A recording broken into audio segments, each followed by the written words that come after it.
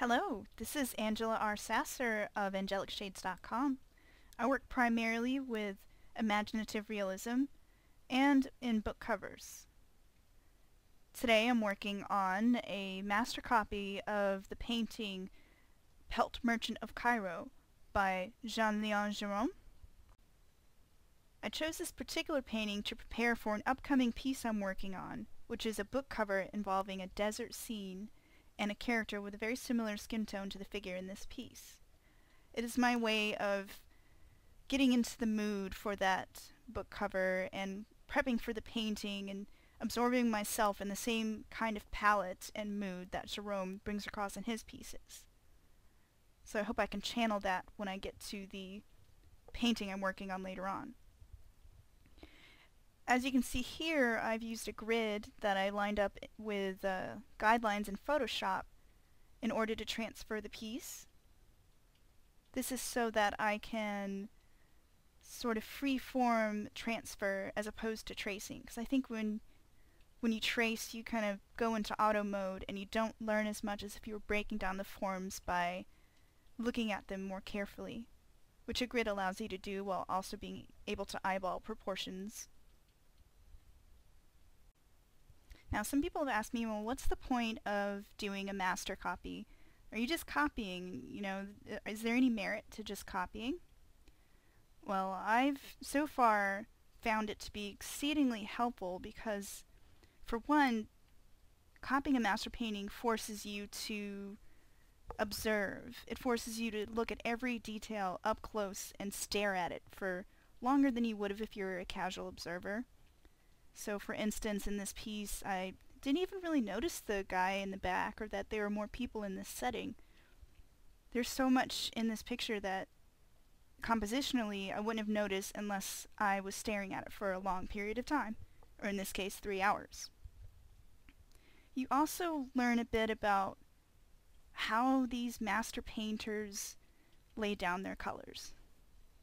At least you can reverse engineer how they painted, and doing it by observing what they did forces you to try and lay down colors in such a way that you replicate their end product. And I gotta admit, I'm just doing it because I want some of Jerome's magic to wear off on me. I love his paintings. Every single one of them is just amazing. You can stare at them for hours.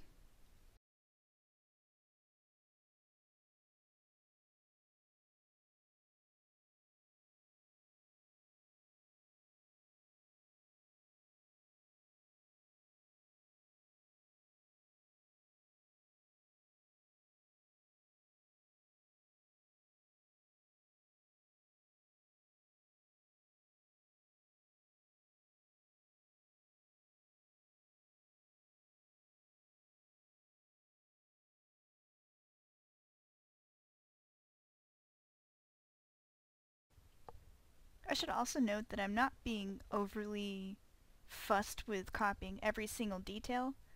I think if you try to copy every single detail of the painting that you're copying, that you really, depending on what you're trying to do, you're really going to frustrate yourself because replicating every brushstroke would take forever and go beyond the scope of a practice exercise.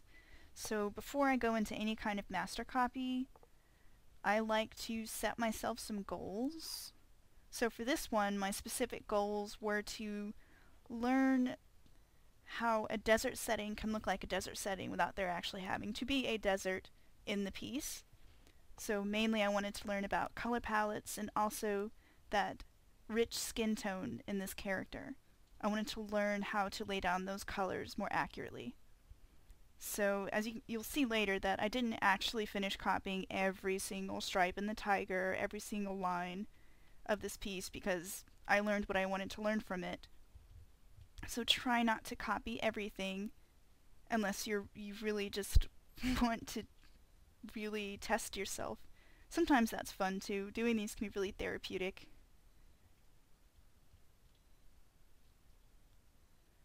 I also think that it's a smart idea not to use gradient fill for these.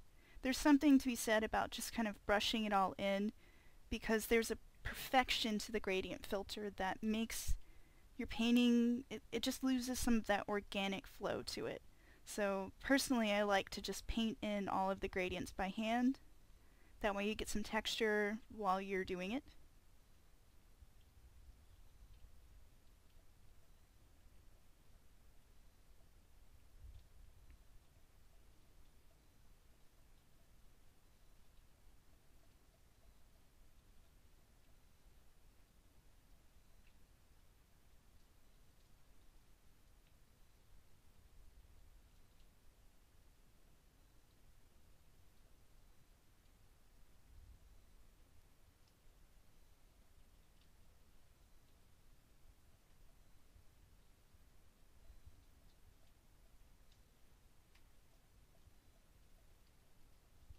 I also have a role of just picking the color from the color picker by doing it by hand, manually deciding what color to use rather than color picking directly from the original painting, because I think this helps your awareness of what color you're looking at, like what is that color comprised of, and how can you lay it down in layers to get the final color effect that you're trying to get. And if you just color pick that from the original painting, you're not learning what goes into that final effect, because you're just getting a pure color. And the problem with digital a lot of the time is that when you just lay down a pure color, you get a lifeless plastic effect that I really despise. So another purpose behind doing a match painting like this is to teach me how to be a better digital painter, how to layer, because that can be replicated from traditional painting. I have a background as a watercolorist, and the way I use watercolors was just lots and lots of layers of colors. So I think that's something good to translate to digital work. Just lots and lots of layers. It helps your work feel more lifelike and have more energy. Your colors also feel more vibrant and organic.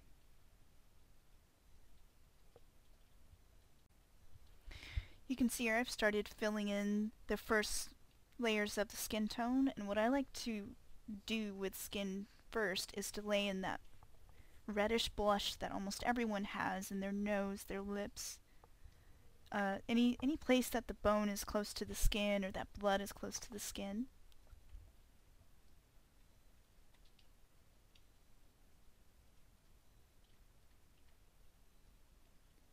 And you'd be surprised at how pink or how red or how orange you can get with skin. There are a lot of crazy colors. So my best advice is to just play around and don't be afraid to go really bright or really dark.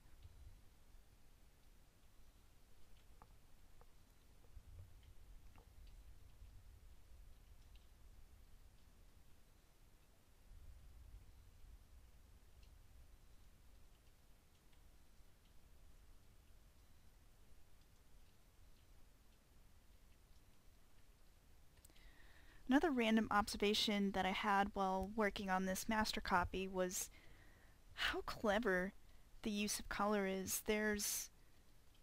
For instance, there's that kind of mustard yellow in the background. That's also very vaguely repeated in the foreground next to where the tiger's head is.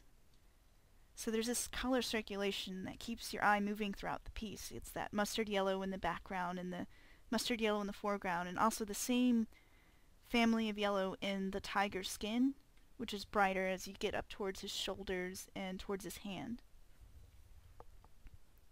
Gerome really knew his colors.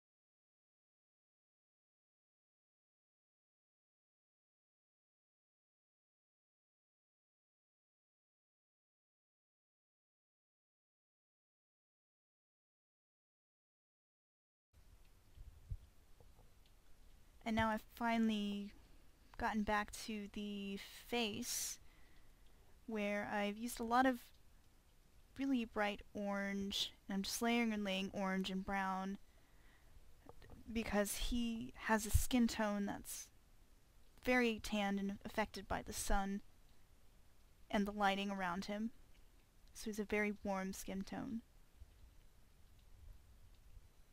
Now I should also note that the dark tone you see me using there isn't black. It's a very, very dark burnt sienna, so it's kind of a reddish black.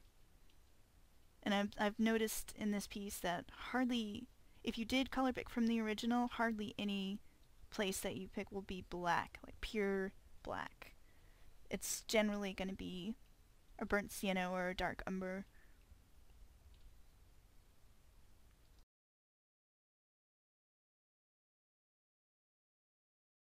So there's my base layer for the skin tone. It's really just,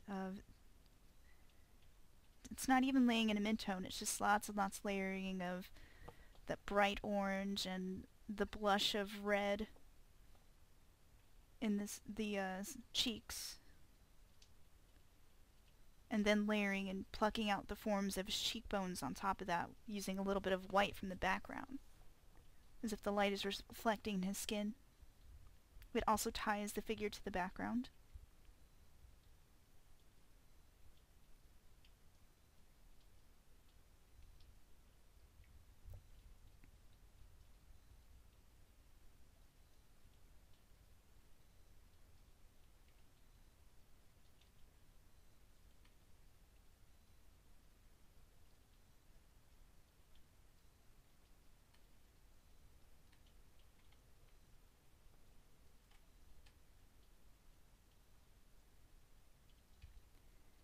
And I generally do try to work with a pretty much a large textured brush first, and then you get into the details afterwards. But you get those main forms first before you start getting too detailed.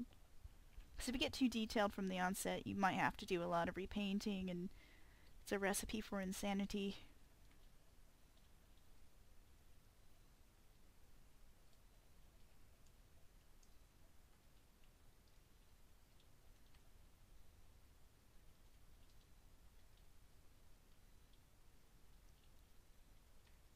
Another tip, because when I first started digital painting I didn't realize this, but if you go into your brush palette and look at your brush's properties, there's a setting called transfer, and within that subset there's something called opacity. I think that's what it's called. Basically, it'll let you control the opacity of your colors that you're laying down based on the pressure that you're putting through your stylus. So the harder you press down, the more opaque your color is. The lighter you press, the lighter your color is. That is so handy for doing painterly pieces like this. And I did not know about that setting for years.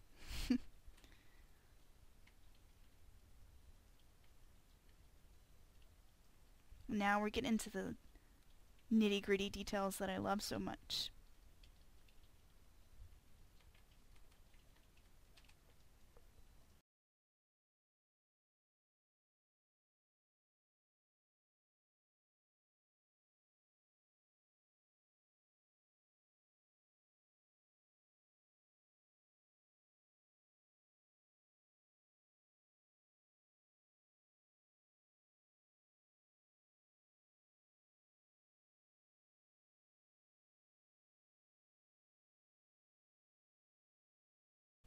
Another observation I made while I was doing this master copy is that there's this really interesting, I think it's called chromatic aberration in the turban area, because the shadows are really dark, but because the light is kind of bouncing through the material, some of those shadow areas are also lit up.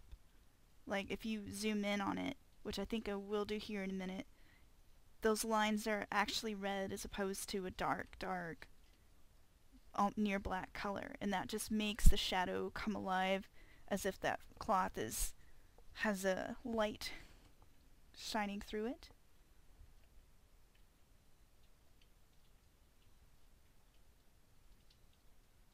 It's useful for depicting materials which do catch light, like hair, or thin cloth, or translucent materials. Another theory is that maybe Gerome painted the shadows that way just to make the picture more visually interesting. Because I noticed that when you have line work that's colored instead of near black, it just makes the image feel less flat and more dimensional. I use that a lot when I work on my Art Nouveau style work. And here you'll see me laying in a very pale cerulean blue, because I noticed while I was painting that my wall was too warm. There's a knockback effect happening because there's a cool color, like a glaze of cool color on the back wall behind him, which pops the figure in the tiger pelt because they're so warm. So there's a nice warm-cool battle going on.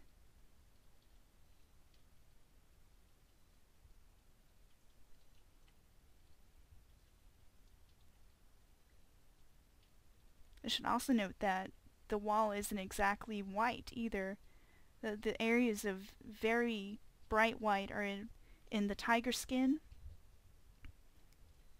and the turban. So it's really important to note that his values are controlled so subtly that way, that the brightest parts of this image are on the pelt and near the merchant's face. And that just brings you right to the heart of this piece. Brings your eye right to the heart of this piece.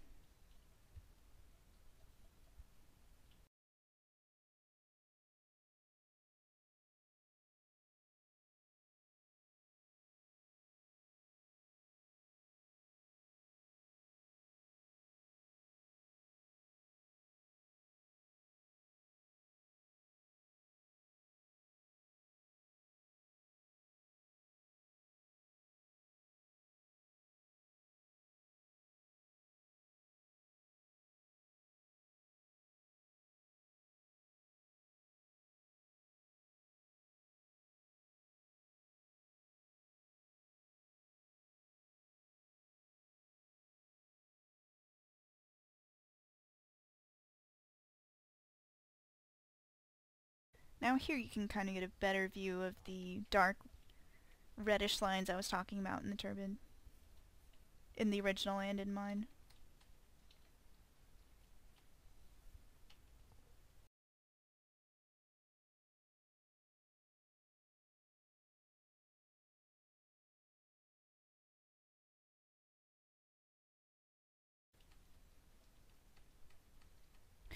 Another thing I'm finding value about doing master copies is that it's helping me to be more brave in painting all in one layer. Because I did this piece all on one layer, and you can see here I'm using a subtractive process to kind of paint around the outline of the helmet to make it sharper.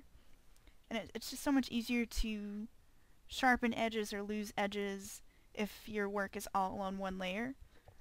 Because I end up with so many layers in Photoshop, and they hinder my ability to make a more painterly piece, because the brilliance of being more painterly is that you have mistakes. The mistakes are what make traditional painting look so amazing. And when we start painting digitally, we have so much control right down to the pixel. So it's painting all in one layer is a way to lose some of that control and bring back some of the chaos of working traditionally.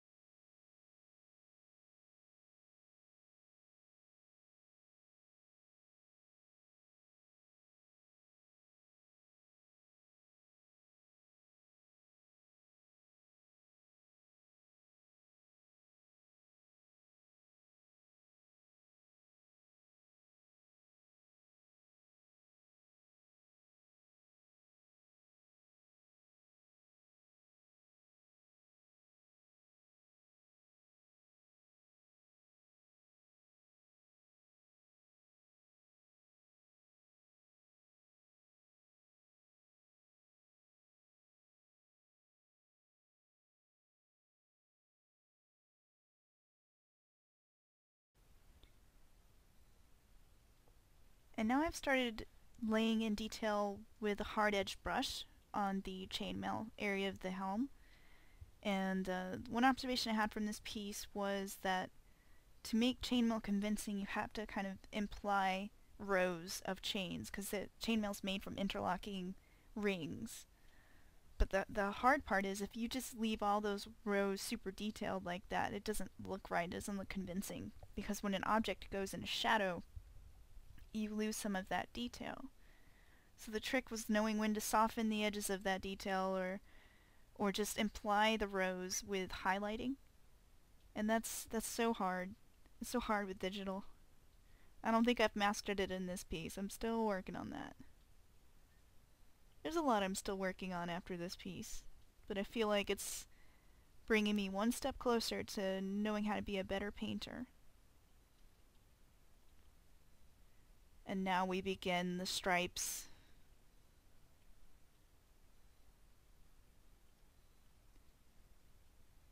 It was interesting to observe that in this painting, what makes that pelt look furry, or like it has a fine short fur on it, is that you can tell the grain from the highlights in the fur, and also the direction of the grain of the fur from the way the stripes are painted in strokes. And like you can tell on my copy, I start to lose some of that implied texture because I just kind of blobbed the stripes in instead of doing short strokes. And I finally did that as the further I went along. So it's just a lesson that even in digital, your mark making is important. Like I started using quick small strokes of the stylus to try and get that grain back into the fur.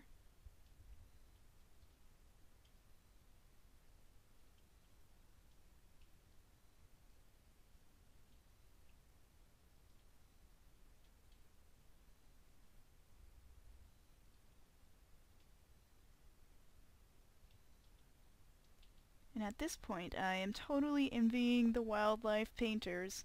How do you people do it?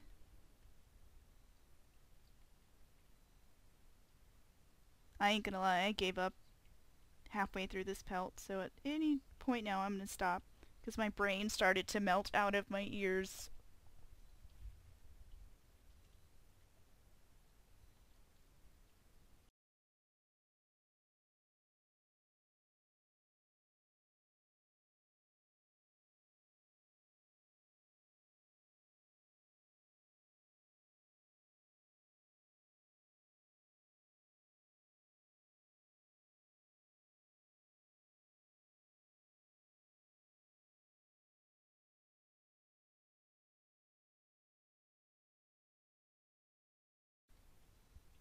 If you're still watching this video, give yourself a pat on the back. You're almost to the end.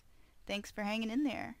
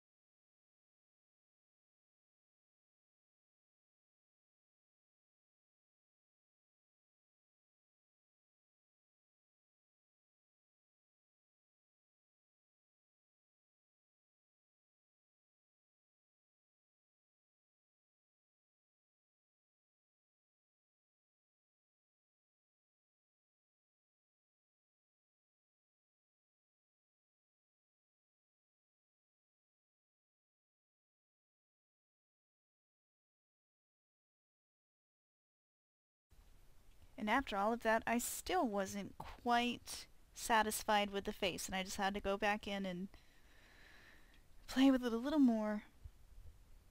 There were some important shadows on the cheekbone that I forgot, so I went back and darkened that, and his skin still wasn't as vibrant, so I went back and added more blush, more blush.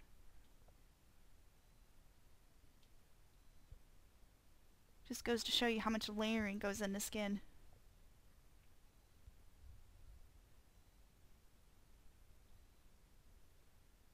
And his face has that wonderful tanned tone to it, as if he's been sitting out there in the sun all day pedaling his pelts.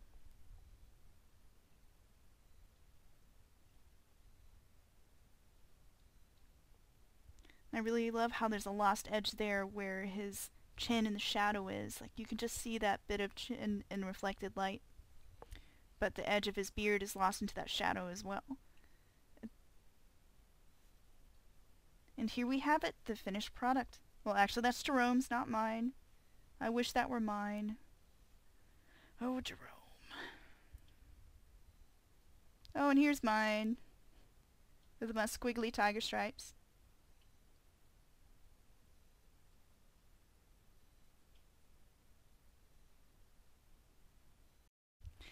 I hope you'll join me for future videos by subscribing to my channel.